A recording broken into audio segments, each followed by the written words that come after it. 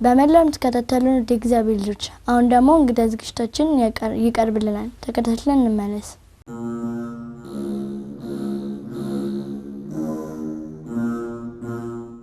በመላው ለምትገኙ የቅዱስ ቂርቆስ መርሐ ግብር ተከታታዮች እንደምን ቆያችሁ? ደህና ናችሁ? እግዚአብሔር ይመስገን እንደላችሁ ተስፋ በማድረግ መርሐ ግብር መሪዎች እንደነገሯችሁ ዛሬም ከአንድ እንግዳ ጋር እገኛለሁ። ከእንግዳዬ ብዙ ቁም ነገራትም እንደምታገኙበት ተስፋ አደርጋለሁ። እንኳን ደህና መጣ። እንኳን ደህና ቆየኝ። ስምህ ማን ነው? ዮሐንስ። የክርስትና ስም? ክፍለ ዮሐንስ። እድሜ 8 ነው። የመጣው የካባዱ ጂ7 አንቀጸ ምህረት ቅዱስ ሩፋኤል ቅዱስ ልደታ ለማርያም ቤተክርስቲያን ነው።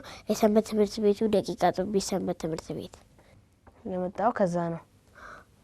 የቀኑ ልሆንስ ይረጋራል እኛም እንድንማርም የቀኑ ላይ መጀመሪያ ጠዋት እነሳና ጸሎት አድርጌ ፊቴን ታጥቤ ዩኒፎርም ለብሼ ቁርሴን በልቼ ጫሜንም አድርጌ ወደ ትምህርት ቤት ሄጄ ከትምህርት ቤት ስመለስ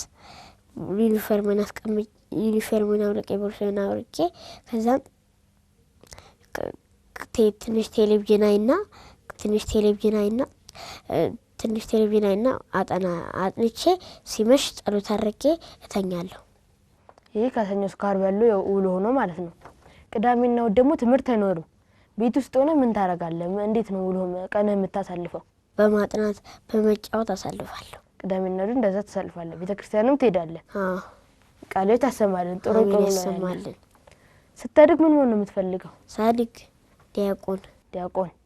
ዲያቆን ሆነ ቤተክርስቲያንን ማገልገል ትፈልጋለህ? ዲያቆን በታማኝነት ቤተክርስቲያን ማገልገልና የተለያዩ ነፍሳትን ወደ ቤተክርስቲያን ማስገባት እፈልጋለሁ።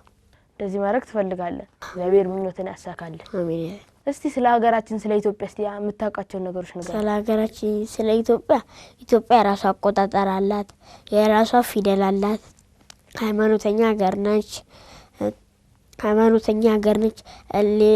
የጥንት አባቶቻችን ለሷ እንደተዋጉ እና ክርስትና በራሷ እንደተቀበለች ኢትዮጵያ ከዓለም ሁሉ ክርስትናን ቀድማ እንደተቀበላለች። የራሷ አቆጣጠር፣ የራሷ የቀን አቆጣጠር፣ የራሷ ቁጥር፣ የራሷ ፊደላት እንዳሏት ታውቃለህ። ቃልህ ያሰማልን። አሜን። ያሰማልን።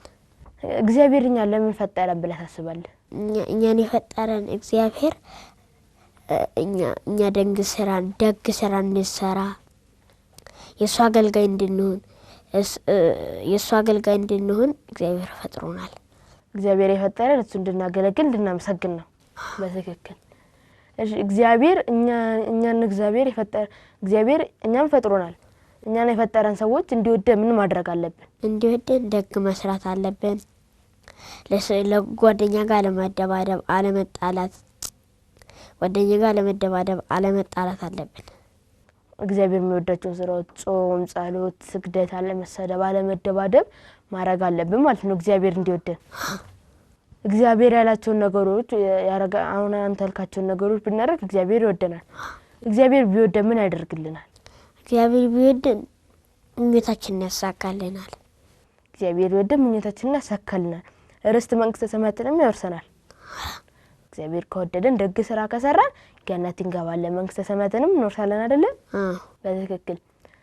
አሁን ያለነው እንግዲህ የጾም ወቅት ላይ ነው። አንተ ጾም በስንት ዓመት ነው መጾም የጀመርከው? በ7 ዓመት። አሁንም እጾማለሁ፣ በቀጣይም እጾማለሁ። አሁንም እየጾምክ ነው፣ ወደፊትም ትጾማለህ? ጾም የጀመርከው ከ7 ዓመት ነው ማለት ነው። ከ7 ዓመት በፊት ልጹም እያልክ አታስቸግርም ነበረ? አታስቸግርም? ምክንያቱም እኛ እንደ አቅማችን ነው መሆን ያለብን አይደለ? ከ7 ዓመት በታች ህፃናት ስለሆንን ላንችል ስለምንችል እንደ አቅማችን መሆን አለብን። ቃልህ ያሰማልን። አሜን። ያሰማልን። አሁን ጾም ወቅት ላይ ኃጢአት ካልሰራን በስተቀር ምግብ ብንበላ ባንጾም፣ እንቁላል ስጋ በሰዓት ባንጾም ዝም ብለን ብንበላ ምን ችግር አለው? ኃጢአት ካልሰራን በስተቀር። አንደኛ ነገር ጾም የእግዚአብሔር ትእዛዝ ነው። ሁለተኛ ነገር ደግሞ ካልጾምን እግዚአብሔርን እያሳዘን ነው። የእግዚአብሔር ትእዛዝ እየተቀበልን አይደለም። ሶስተኛ ነገር ደግሞ ስጋችን ስጾም ለነፍሳችን ትጠግባለች። ስጋችን ለነፍሳችን ማስገዛት አለብን። በትክክል ጾም አንደኛ እግዚአብሔር ትእዛዝ ነው። ተመልካቾቻችን ጾም አንደኛ እግዚአብሔር ትእዛዝ ነው። በመቀጠል ደግሞ እግዚአብሔር ያዘዘን ነገር መፈጸም ደግሞ ግዴታችን ነው። ጾም ማለት መታቀብ መቆጠብ ማለት ስለሆነ ካላስፈላጊ ምግቦች ከምግብ ብንቆጠብ እግዚአብሔርን ደስ እናሰኛለን ማለት ነው። ቃሉ ተሰማልን። አሜን ያሰማልን። ዛሬ ለኔና ለልጆች ምንድነው ተቀርብልን?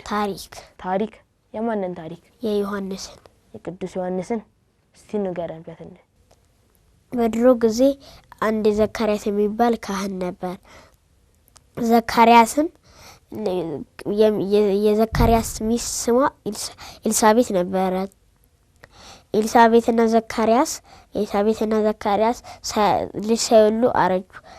አንድ ቀን ዘካርያስ ቤተ መቅደስ ውስጥ ዕጣን እያጠነ እያለ ገብርኤል ተገለጠለት። ልጅ ትወልዳለህ ሲለው ዘካርያስ ማመን አልቻለም ስላረጀ። ከዛም እስክታምነኝ ድረስ አፍ ይዘጋል አለው ገብርኤል። ከዛም አፉ ተዘጋ። ልጅ ሲወለድለት ዮሐንስ ሲል አፉ ተከፈተ። ዮሐንስ ያደገው በበረሃ ነበር። 30 ዓመት ሲሞላው መንግስተ ሰማያት እየተቃረበ ነውና ንስሐ ግቡ እያለ ሲናዘዝ ሰዎቹ ኃጢአታቸውን እየተናዘዙ በዮርዳኖስን ሲጠመቁ ነበር። ኢየሱስ ክርስቶስ በ30 ዓመት ሲሞላው በዮርዳኖስ ውስጥ ተጠመቀ። የጠመቀው ዮሐንስ ነበረ። በዛ ዘመን የነበረው ንጉስ በጣም ክፉ ነበር።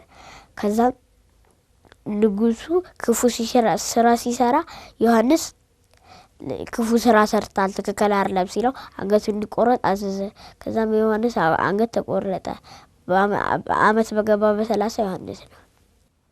ወር በገባ በ30 ቅዱስ ዮሐንስን እንዘክራለን እናስባለን። ጎበዝ 8 ዓመት ነው አይደለ? በ8 ዓመት ይህን ታሪክ ማወቅ በጣም ጎበዝ ነህ። ልጆችም ካንተ ብዙ ነገር ይማራሉ። እኛም እንደ ቅዱስ ዮሐንስ መጥምቀ መለኮት ቅዱስ ዮሐንስ አምላኩን ለማጥመቅ በቅቷል። እኛም እግዚአብሔር እንዲወደን እግዚአብሔር ደስ እንድናሰኘው እኛም በእግዚአብሔር ደስ እንድንሰኝ ልክ እንደ ቅዱስ ዮሐንስ እግዚአብሔር የሚወደውን ስራ መስራት አለብን። አዎ እግዚአብሔር ለኛ ምናችን ነው? አባታችን ነው፣ ጠባቂያችን ነው፣ ከፉ ነገር የሚያድነን ነው። እግዚአብሔር ለኛ አንተ በትክክል ተናግራል። እግዚአብሔር ለኛ አምላካችን ነው፣ ጠባቂያችን ነው፣ ከክፉ ነገር የሚያድነን አባታችን ነው ማለት ነው። ቃሉ ተሰማልን። አሜን ያሰማልን። መታዘዝ ያለብን ለማን ነው? መታዘዝ ያለብን ለቤተሰቦች መታዘዝ አለብን። ለታላላቆቻችን መታዘዝ አለብን። ለእግዚአብሔር መታዘዝ አለብን። መታዘዝ ያለብን ለእግዚአብሔር፣ ለታላላቆቻችን፣ ለወላጆቻችን፣ ለታናናሾቻችን። ይሄን መታዘዝ ጥሩ ነው ማለት ነው። መታዘዝ ለምን ይጠቅማል? ባናታዘዝስ? ወላጆቻችንን ስንታዘዝ እግዚአብሔር ያሳድገናል። እግዚአብሔርን ስንታዘዝ እግዚአብሔር ይባርከናል። ስንታዘዝ እግዚአብሔር ይባርከናል። በምድር ላይ የምንኖረው እድሜ ይጨመርልናል ማለት ነው። መታዘዝ ብዙ ጥቅም አለው። ቃሉ ያሰማልን። አሜን ያሰማልን። አንተ ብዙ ትምህርት እየወሰድን ነው። በመጨረሻ ማስተላለፍ የምትፈልገው መልእክት ካለ ማመስገን የምትፈልጋቸው ሰዎች ካሉ እድሉ ልስጥ። እዚህኛው ካሜራ ማመስገን የምፈልገው አባቴን እናቴን ማመስገን እፈልጋለሁ። አባቴን እናቴን ማመስገን እፈልጋለሁ። መልእክት እናትና አባትን ማመስገን ትፈልጋለህ? ለዚህ በቁን መልእክት ደርሷል። ቃሉ ተሰማልን። አሜን ያሰማልን። ያሳድግ። አሜን። ተመልካቾቻችን ከእንግዲህ ከዮሐንስ ጋር የነበረን ቆይታ ተከታተላችሁትን ይመስል ነበር። ከዮሐንስ ብዙ ቁም ነገርና ትምህርት እንዳገኛችሁበት ተስፋ አድርጋለሁ። እሱ በ8 ዓመቱ የቤተክርስቲያን ታሪክ ያውቃል። እናንተም እንደዚህ ሆናችሁ እንድታድጉ እያልኩኝ ቀሪ ቅዱስ ቂርቆስ መርሐ ግብር ዝግጅቶች ይቀጥላሉ። እኔ ግን በዚህ እሰናበታችኋለሁ።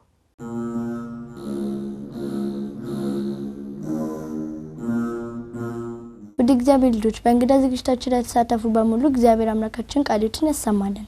አሜን። በመላው ዓለም የተከታተሉን ወደ እግዚአብሔር ልጆች የዛሬ የካቲት 29 2018 ዓመተ ምህረት ዝግጅቶቻችን የተከታተላችሁትን ይመስል ነበር። ከዝግጅቶቻችንም ብዙ ቁም ነገርና ትምህርት እንዳገኛችሁበት ተስፋ እናደርጋለን። መልእክተ ከዛሬ ዝግጅቶቻችን ምን ቁም ነገር አገኘሽበት? ብዙ ቁም ነገሮችን አግኝቼበታለሁ። እሺ ወደ እግዚአብሔር ልጆች እነዚህ ዝግጅቶች በማስተዋወቅ እስከ መርሐ ግብሩ ፍጻሜ ድረስ አብረናችሁ ቆየናው። እኔ መልእክት ዮሐንስና ወንድሜ ብስራት ተስፋዬ በጋራ በመሆን ነበር። በሌላ ጊዜ በሌላ መርሐ ግብር በሌሎች ዝግጅቶች እስከምንገናኝ ድረስ ሰላም እግዚአብሔር ከሁላችን ጋር ይሁን። መልካም የዐቢይ ጾም ሳምንት